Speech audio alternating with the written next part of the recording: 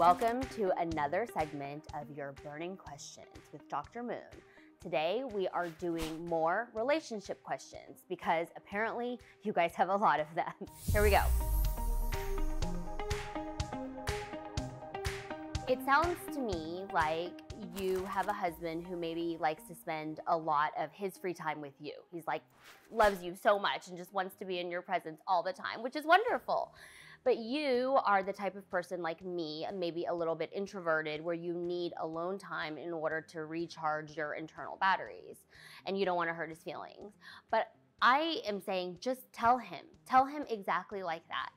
Honey, I love you. I know that you like to spend a lot of time with me and I want to spend time with you too, but I also need, let's say, 45 minutes, an hour every day where I can, journal, listen to music, like whatever it is that you do to charge your battery. And just tell it to him just like that.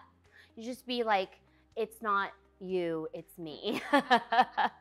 Or you can do what I do, which is I speak to my husband in candle scents. So earlier I said that there was one that means it's sexy time. Well, there's also one that means it's don't talk to me time. So when my husband gets home, if he smells that candle burning, it means I've had a really bad day. I'm trying to charge my internal battery. I'm not ready to talk about it yet.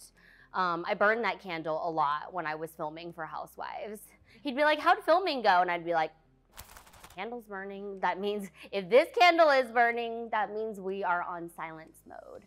So yeah, maybe we should just have women train their husbands to smell certain scents and then associate that with certain behaviors. That'll be great. We'll use that as a marketing campaign. That's so sweet.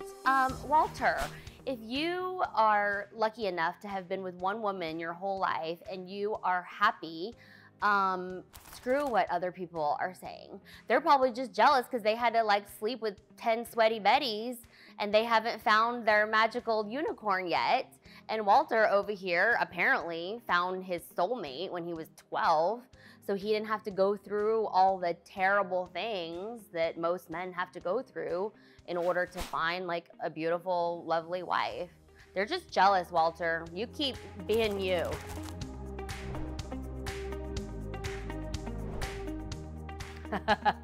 Lots of coffee and spreadsheets.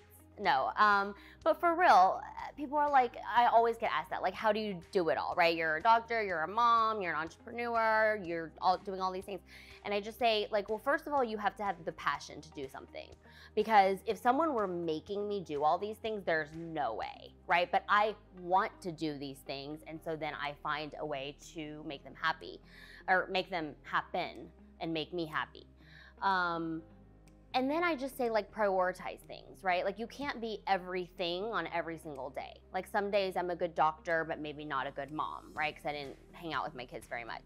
Sometimes I'm a good entrepreneur because I'm, marketing, doing shoots, all those sorts of things, but I wasn't a very good doctor that day because I didn't do any medical stuff. I try to prioritize and compartmentalize my life, which sounds very boring, and it is.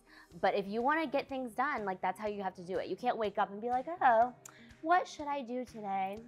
Yeah, I guess I'll do a photo shoot, and then I guess I'll answer some emails. I guess I'll put someone to sleep for surgery. No, everything is planned out methodically down to 15-minute increments. And I think when I tell people that and they're like, oh my God, that sounds awful, I'm like, you must not get much done then.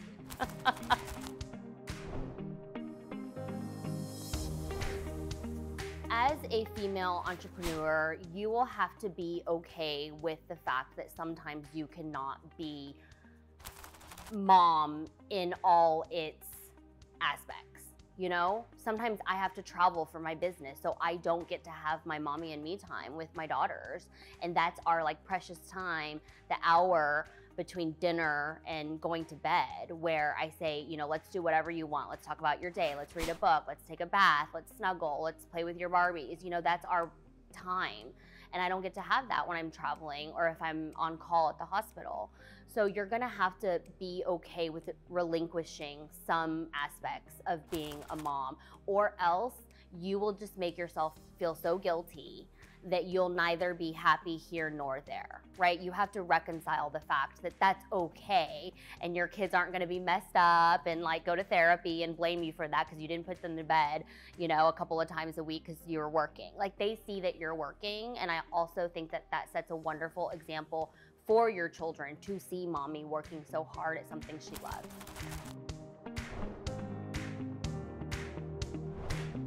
Okay, so I have a confession. I am a serial monogamist. In college, I had one boyfriend, and then in med school, I had two. So all of those three men that I just mentioned, I dated them each for 2 years. Like, one boyfriend 2 years, one boyfriend 2 years, one boyfriend 2 years, and around 2 years, I'd be like, I don't, it's like, I don't know, I don't really know. This isn't going anywhere for me. So I would break up with them. And then I met my now husband when I was a 4th year medical student, and did not think that he would be my boyfriend, just thought he was gonna be like a guy that I went on a couple of dates with.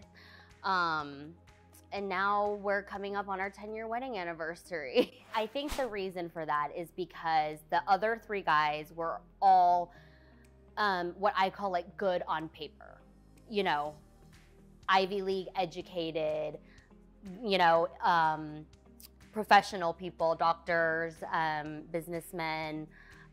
They were all Chinese. They had never been married before. They did not have children. These things were not true of my husband when I met him. He was Korean. He had been married before. He had children from his previous marriage. And so those, to me, like, if I had to make a list of, you know, absolute no's back when I was picking a husband, those would have been on there, right? But that just goes to show you that I met him, we went out to dinner. I did not think that, you know, it would be anything more than free sushi. And now we're married, happily married, coming on 10 years. I think when you make absolute lists like that, it actually backfires, because I would have excluded him from my pool of potential spouses, and actually he's the most perfect soulmate for me. So there you have it.